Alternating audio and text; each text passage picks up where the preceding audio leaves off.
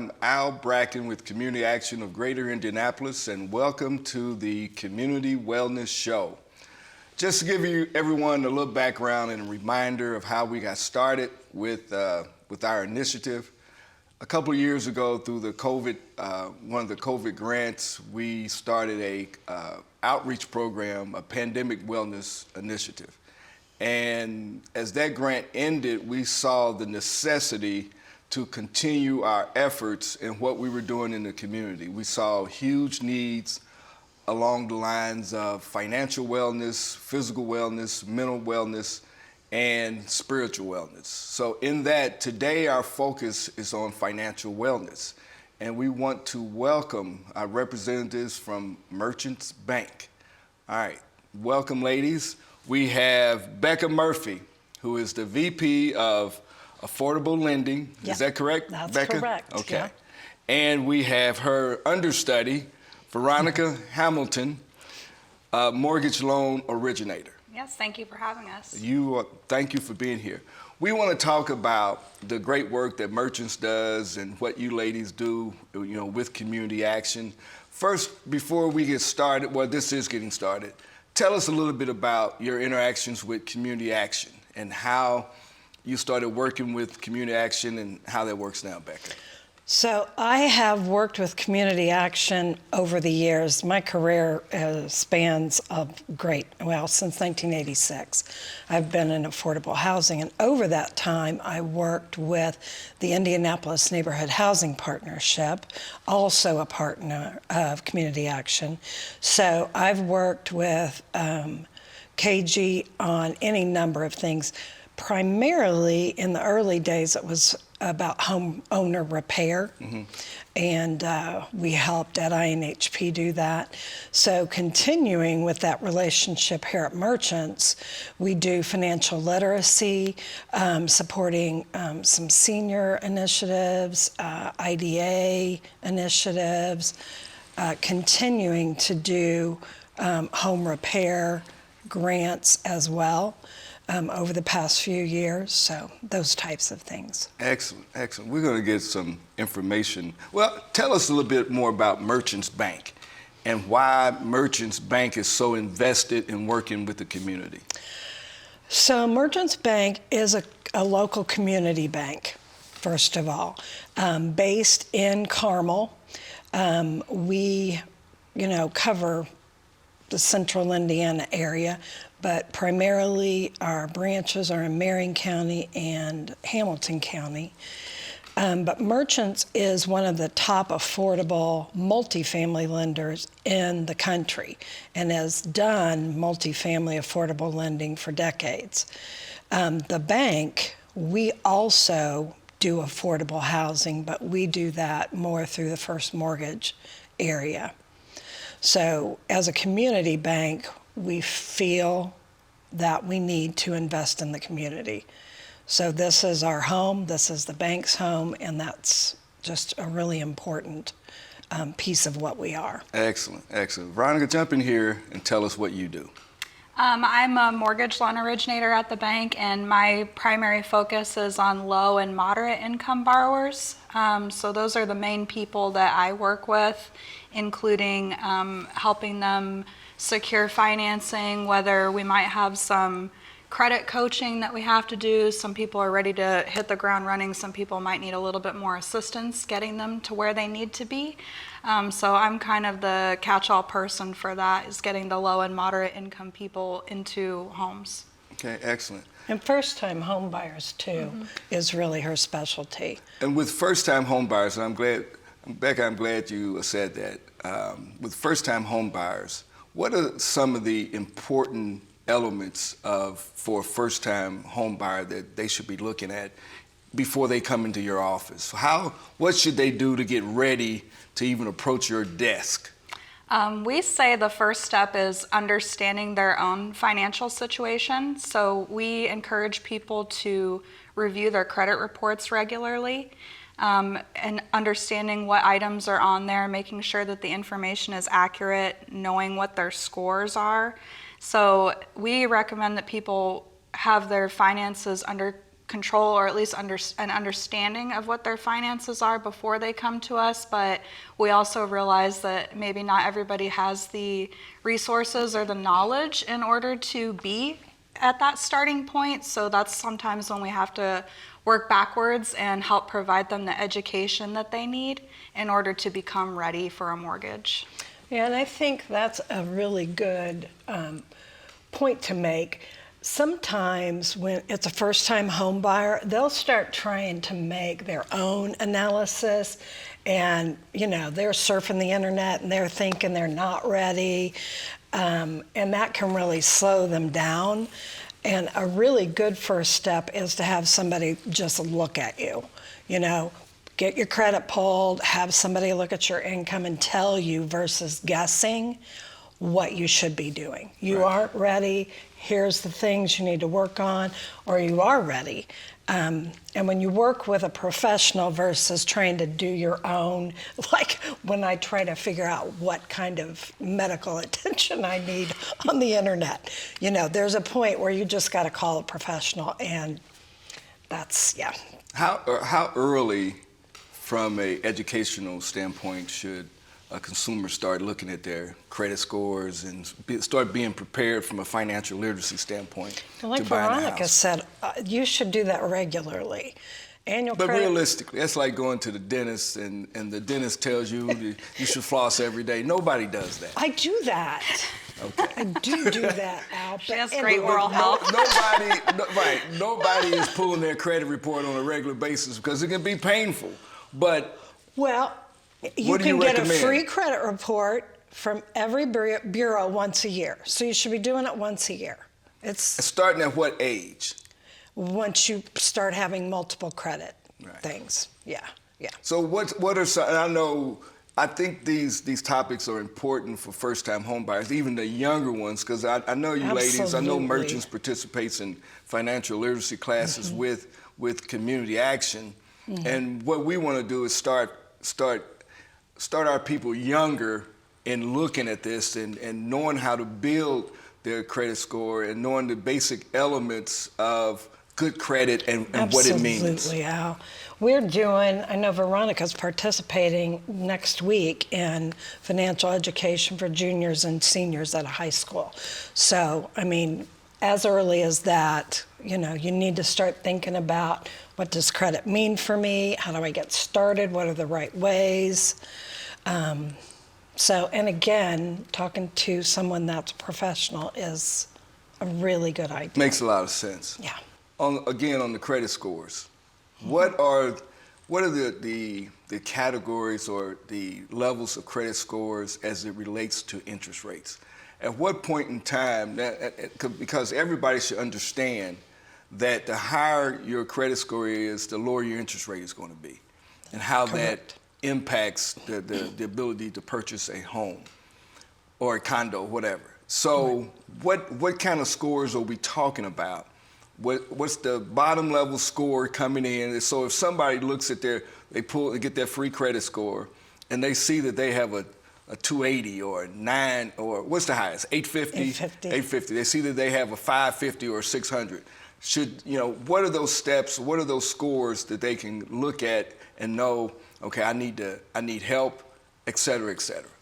Veronica, you want to handle?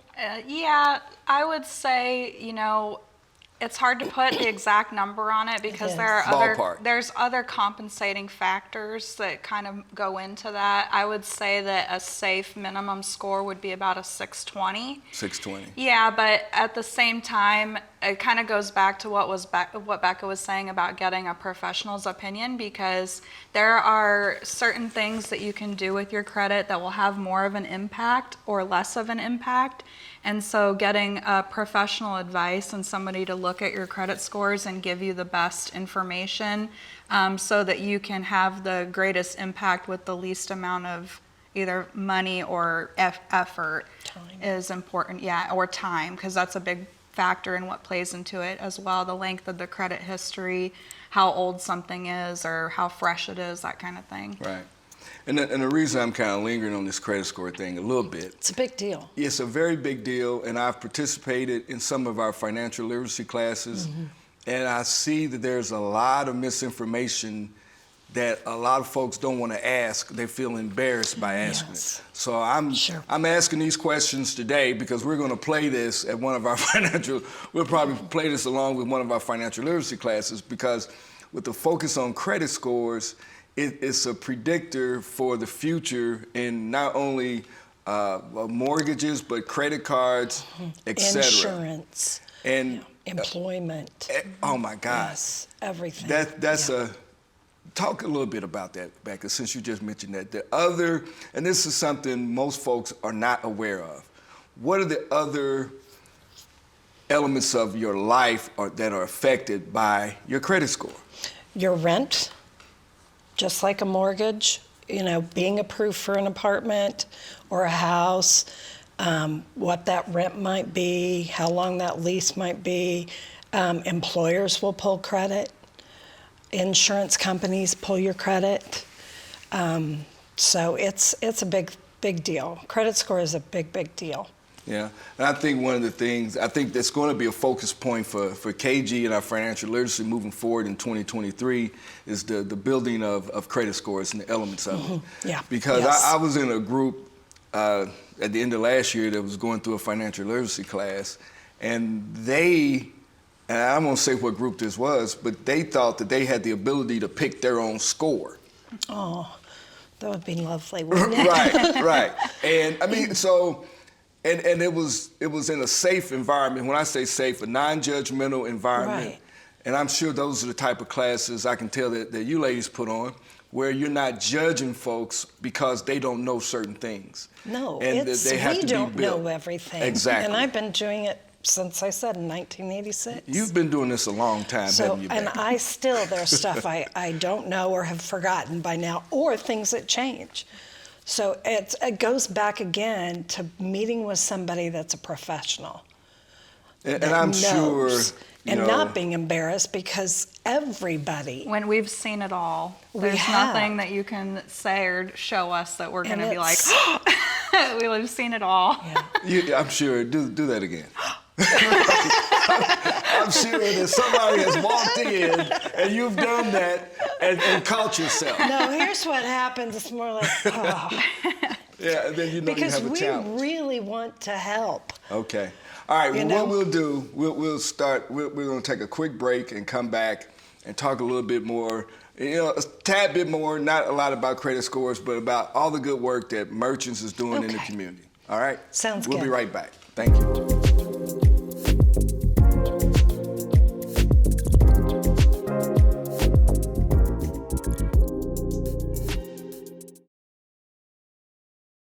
Hello, my name is Terrence White, and I'm the Executive Director of Community Action of Greater Indianapolis. Serving the counties of Marion, Hamilton, Hendricks, and Boone, our mission is to empower those we serve to be self-sufficient and self-reliant. We offer a variety of programming, including senior and youth programs, case management, weatherization, financial coaching, and more. Please visit our website for more information or call 317-396-1800. Over 70% of Americans want to spend their final days at home with family and friends. With hospice care, we can take care of your father at home, right in his bedroom, including visits by a nurse. I'm so relieved to hear that. This will make Grandpa really happy. He's comfortable and pain-free. Visit our website at www.hospicesupportfund.org to connect with your local nonprofit hospice and download our free end-of-life planner.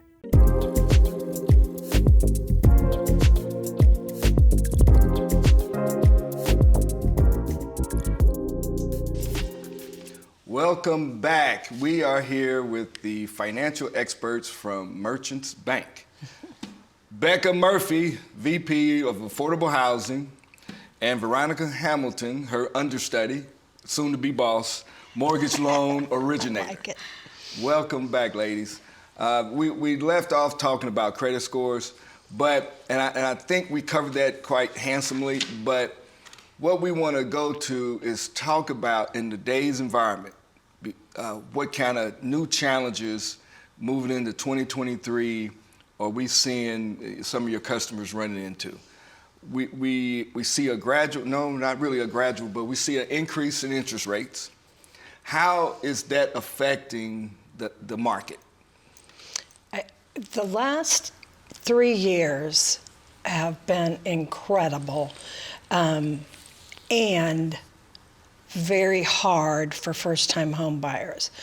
At the beginning of 2020, the median sales price was $165,000. At the end of 2022, it's $235,000. Jeez. When you add that big increase in the price point, as well as rates in 2021 were down in the 3% range, sometimes even under, for a 30-year fixed loan, and now they're more at the 6.5, even sometimes last year in the at 7. That takes affordability, it just isn't affordable. So in a payment from the rates and price at the beginning of 2020 to this $235 at the end of 2022, you're talking about the difference between, say, $980 and $1,400 payment. So it's a lot. You're talking like $400 to $500 difference in the median price of a home in the Indianapolis market. That's incredible. Yeah. And the Indianapolis market is really considered how would you consider the Indianapolis market? As moderate, right in the middle? You got a Los Angeles, DC that's just through the roof, where I'm sure the average home price is $800,000-900,000. So how do we compare in our housing market to other parts? Indiana in general has always been an affordable housing market. Mm-hmm. But we are not. The affordability and the number of units that are available in the affordable range, inventory, it's not affordable for the wage that we have, median wages. So since the housing prices are going up and interest rates are going up, you have down payments that are obviously going up. So can you tell us a little bit about Merchants has a down payment assistance program, correct? We do, and the higher the price is, down payment is a percentage of that price, so the higher, the more money you need. 3% down on $235 is way more than $165 because it's based on the sales price. Is your program for first-time home buyers or for anybody? It is for first-time home buyers, and I'll let Veronica talk a little bit about that program. It is for first-time home buyers, but you're also considered a first-time buyer if you haven't purchased a home in the last 3 years. So you can still get access to the funds if you've purchased a home in the past, if it's been more than 3 years. And it is a way that we are bridging the gap for our low and moderate income borrowers in order to be able to get into a home, because in addition to the challenges that Becca had already covered, a lot of people really do have issues saving up that huge chunk of money for the minimum down payment and the closing costs on top of that. And the product that we have available now is 6% of the purchase price, and that money, that 6%, can be used to cover either the minimum down payment or also closing costs. So it's essentially a second loan. However, the down payment assistance loan has no interest accruing and it has no monthly payment. So the borrowers are taking a second loan out to cover that, but they don't have to make monthly payments on it, and it's not accruing interest. Is it forgiven at some point? Yes, so it's got a 9-year forgiveness period. If they were to sell within that 9-year period, then they may have to pay a portion of it back. We would not allow them to be upside down on their mortgage because of that. So at worst, what would happen would be that they would break even. But there are some instances where if they were to sell the home in that 9-year period, it could be forgiven depending on their income level, and some other contributing factors could allow it to be forgiven. Even earlier than 9 years. Even earlier than 9 years. Is this a program that's unique to merchants, or is it part of the Community Reinvestment Act or whatever that all banks are doing? What makes merchants so special? And are you ladies more aggressive about getting people in? What makes merchants special with this type of program? Not everybody offers this program, but it is offered with other lenders. What makes merchants special, I think, is Veronica. The fact that she cares that we're going to work hard to get you where you want to be, where you need to be. And if that means that we're looking with you at what other programs are out there, then that's what we'll do. So you're looking for the best product for the person. Yes. So what are some of the minimum qualifications outside of the 3-year and first-time home buyer are you looking for someone to qualify for this program? There is income restrictions on the household, but it depends on the size of the household and where the home is located. So depending on the county that the home is located in and which census tract it's in will determine the maximum income level for the household that we can accept, but the guidelines are very generous as far as what the maximums are. So I know Marion County in a 2-person household, the maximum household income limit is between $92,000 and $112,000, depending on what census tract the home is in. The maximum income for the house? Yeah, for a 2-person home. Yeah, man, that sounds like a great, wonderful, opportunity. Yeah. Mm-hmm. What if a house needs repairs or something like that? Does Merchants have a grant program for repairs on houses, and is that part of the first-time buyer? Tell us a little bit about that. So we do have programs for homeowners that need homeowner repairs. So different than when you're purchasing a home, whole different discussion. We do have grants that come through the Federal Home Loan Bank of Indianapolis, and those grants can be used for things like hot water heaters, furnace, air conditioner, roof, gutters, those windows, doors. So that grant comes out once a year, and we administer those through our partners like CAGI and other community partners.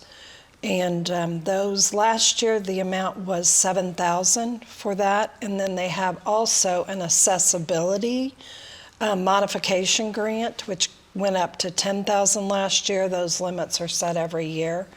So that can cover accessibility, grab bars, bathroom remodels, universal flooring, widened doors, that kind of thing. So those grants are every once a year, and that usually happens in the spring.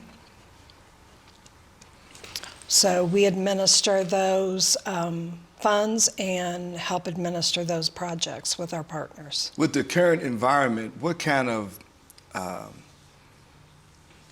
traffic are you seeing now for all of these programs? Are you seeing an increase, a decrease?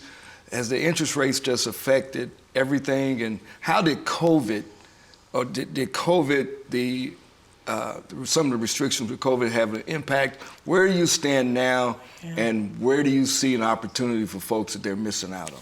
COVID had zero impact on mortgage volume. In fact, that's the highest volume I ever did was in 2020 and 2021. So zero effect with COVID. Okay. I know some of that, appraisers and whether people went into the title company closed, but volume, nothing.